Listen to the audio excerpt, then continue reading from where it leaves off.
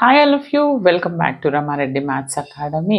ఇదేంటంటే R23 EM2 ఎవరెవరైతే JNTU Kakinada కావచ్చు, జేఎన్టీయు గాజువాక, విజయనగరం వాళ్ళందరికీ కూడా జీవి అండ్ వి వాళ్ళందరికీ కూడా ఏంటి అని అంటే సేమ్ సిలబస్ M2లో R23 ఇప్పుడు రాస్తున్న వాళ్ళు ఏమేమి యూనిట్స్ చదవాలి, ఇది నేను ఫస్ట్ యూనిట్కి రిలేటెడ్ ఏ విధంగా చదవాలి, మన ప్లేలిస్ట్లో ఉన్న first unit and all units యొక్క లింక్ అనేది డిస్క్రిప్షన్లో ఇస్తాను. డామ్ షూర్ ఎలా చదవాలి, పేపర్ క్రిటికల్గా వస్తే ఎలా చదవాలి అనేది చెప్తాను. వీడియోని మాత్రం చివరి వరకు చూడండి.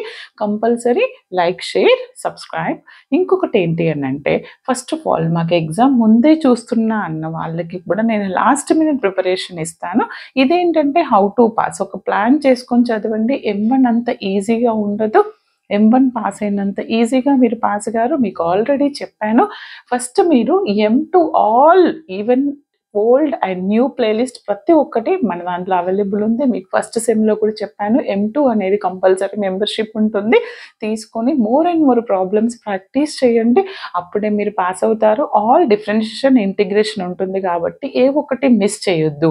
ఓన్లీ 2 యూనిట్స్ చదువుకొని పోతే ఏమవుతుంది అనేది కూడా చెప్తాను వీడియో లాస్ట్లో. బట్ కంపల్సరీ అన్ని యూనిట్స్ చదవండి. మీకు కుదరదు అనుకుంటే ఏ యూనిట్ స్కిప్ చేయాలనేది మన లాస్ట్ మినిట్లో చెప్తాను. మన ఫస్ట్ యూనిట్ వచ్చేసి డిఫరెన్షియల్ ఈక్వేషన్స్. ఈ డిఫరెన్షియల్ ఈక్వేషన్స్ మీరు differential equations first order and first degree అని ఉంది. ఇది యాక్చువల్గా మనకి ఈ యూనిట్ నుంచి మీకు ఎన్ని మార్క్స్ వస్తాయో తెలియాలి. ప్రతి యూనిట్ నుంచి మీకు పేపర్ వచ్చేసి 70 మార్క్స్. అవునా అండి? 70 మార్క్స్ అంటే మీకు కంపల్సరీ 24.5 మార్క్స్ రావాలండి ఎక్స్టర్నల్లో. అవునా? దీనికి ప్రతి యూనిట్ నుంచి మనం యూనిట్ 1 డిస్కస్ చేద్దాం. పార్ట్ ఏ, పార్ట్ బి ఉంటుంది. మీకు తెలుసు, ఒకవేళ పేపర్ ప్యాటర్న్ తెలియదు అనుకున్న వాళ్ళు కూడా కామెంట్ సెషన్లో కామెంట్ చేయండి, దానికి వేరే వీడియో చేస్తాను. పార్ట్ ఏలో మనకి షార్ట్ బిట్స్ అడుగుతారు. యూనిట్ 1 నుంచి మనకి 2 షార్ట్ క్వశ్చన్స్ ఉంటాయి, 2 మార్క్స్వి. అంటే మనకి షార్ట్ క్వశ్చన్స్ 4 మార్క్స్ వస్తాయి యూనిట్ 1 నుంచి, అండ్ లాంగ్ బిట్ వచ్చేసి 10 మార్క్స్ వస్తుంది. అంటే ఫస్ట్ యూనిట్ 14 మార్క్స్. ఈ 14 మార్క్స్లో ఏ క్వశ్చన్స్ ఏ విధంగా అడుగుతారు అనేది చెప్తాను చూడండి. ఫస్ట్ ఏబి క్వశ్చన్ వచ్చేసి షార్ట్ బిట్ అడుగుతారు. షార్ట్ బిట్లో మీకు ఆర్డర్ అంటే ఏంటి, డిగ్రీ అంటే ఏంటి, what is the linear differential equation, and what is exact differential equation, and what is the Bernoulli equation, and ఎగ్జాక్ట్లో దీన్ని మనం రెడ్యూసబుల్ టు ఎగ్జాక్ట్లో నాన్ ఎగ్జాక్ట్ ఫార్మ్స్ ఉన్నాయి, వాటి డెఫినేషన్స్ ఏంటిది, and state Newton's law of cooling, and growth and decay, what is electrical circuits మీద ఉంటుంది. Okay, small definitions, చిన్న ప్రాబ్లమ్స్ ఇస్తారు. It is exact or not, or check whether it is exact or linear, ఆ విధంగా అడుగుతారు. Long వచ్చేసరికి మరి ఏ బిట్లో ఎలాంటి క్వశ్చన్ వస్తుంది అనేసి చూస్తే 10 మార్క్స్ కదండి మనకి. 2Aలో పార్ట్ బిలో సెకండ్ క్వశ్చన్, ఇది ఫస్ట్ క్వశ్చన్లో A2 మనకి J ఉంటాయి. ఇక్కడ పార్ట్ బిలో 2లో A, B ఉంటుంది, R అనే ఆప్షన్ ఉంటుంది, 3A, B కూడా ఉంటాయి. మరి నేను యూనిట్ని టోటల్ చదవాలా, హాఫ్ చదవాలా అని కొంతమంది ఆలోచిస్తూ ఉంటారు. అది లాస్ట్ మినిట్లో చెప్తాను ఏమి రాని వాళ్ళ కోసం. బట్ యూనిట్ మాత్రం పర్ఫెక్ట్గా టోటల్ ప్రిపేర్ అవ్వండి. మాకు డిఫరెన్షియేషన్ రాదు, ఇంటిగ్రేషన్ రాదు అనుకున్న వాళ్ళు కూడా పర్వాలేదు, మన ఏవేవైతే ప్రాబ్లమ్స్లో ఫార్ములాస్ యూజ్ చేస్తున్నామో అట్లీస్ట్ అవి నేర్చుకోండి. పక్కా మీరు 14కి 14 మార్క్స్ ఈ యూనిట్ నుంచి స్కోర్ చేస్తారు. మనకి ఏంటి అని అంటే పార్ట్ ఏలో కనుక ఒకవేళ ఏలో ఎగ్జాక్ట్ డిఫరెన్షియల్ ఈక్వేషన్ అడిగారు అని అనుకోండి, దీనికి ఒక అప్లికేషన్ యాడ్ చేస్తారు. ఓకే, ఇది పేపర్ క్రిటికల్గా వచ్చినప్పుడు. అదేంటిది, న్యూటన్స్ లా ఆఫ్ కూలింగ్ కావచ్చు, లేదా ఎలక్ట్రికల్ సర్క్యూట్స్ కావచ్చు. Okay, or growth and decay, ఈ మూడిట్లో ఒకటి షూర్ షార్ట్ వస్తుంది.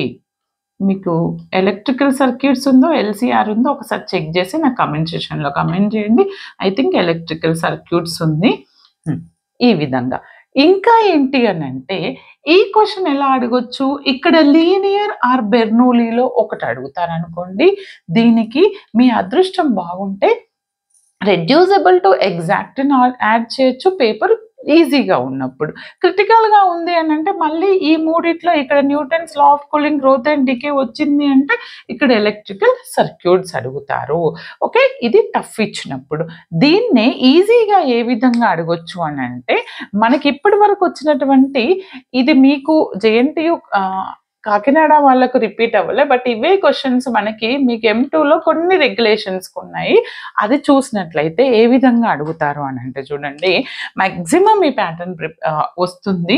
Compulsory exact or non exact నుంచి ఒక క్వెషన్ వచ్చిందండి. ఎగ్జాక్ట్ ఆర్ నాన్ ఎగ్జాక్ట్ అడుగుతారు. అండ్ ఇక్కడ ఏంటి అనంటే దీనికి లీనియర్ అడగొచ్చు అండ్ ఇక్కడ బెర్నూలీ అడగొచ్చు. ఓకే.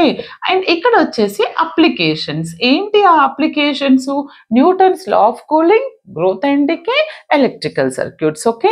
అంటే మీరు కంపల్సరీ లీనియర్, బెర్నూలీ, ఎగ్జాక్ట్ నేర్చుకుంటే పేపర్ టఫ్ వస్తేనేమో 5 మార్క్స్‌కి ఏదైనా రావచ్చు. పేపర్ ఈజీ వచ్చినప్పుడు నాకు ఎగ్జాక్ట్ వచ్చు, నాన్ ఎగ్జాక్ట్ వచ్చు, లీనియర్ వచ్చు. అంటే ఇక్కడికే స్కోర్ అయిపోతుంది. మేడం మేము అప్లికేషన్స్ వదిలేసి చదవచ్చా అని అడుగుతారు. కానీ applications Newton's law of cooling చాలా ఈజీగా నేను మీకోసం ఎక్స్‌ప్లెయిన్ చేశాను. మన ప్లేలిస్ట్‌లో చూడండి. అది నేర్చుకొని పోతే సరిపోతుంది. అంటే మీరు కంపల్సరీ యూనిట్‌లో అసలేమి రాని వాళ్ళు, మాకు డిఫరెన్షియేషన్ రాదు, అసలు ఐడెంటిఫికేషనే రాదు అన్న వాళ్ళు మాత్రం బాగా ప్రాక్టీస్ చేయండి.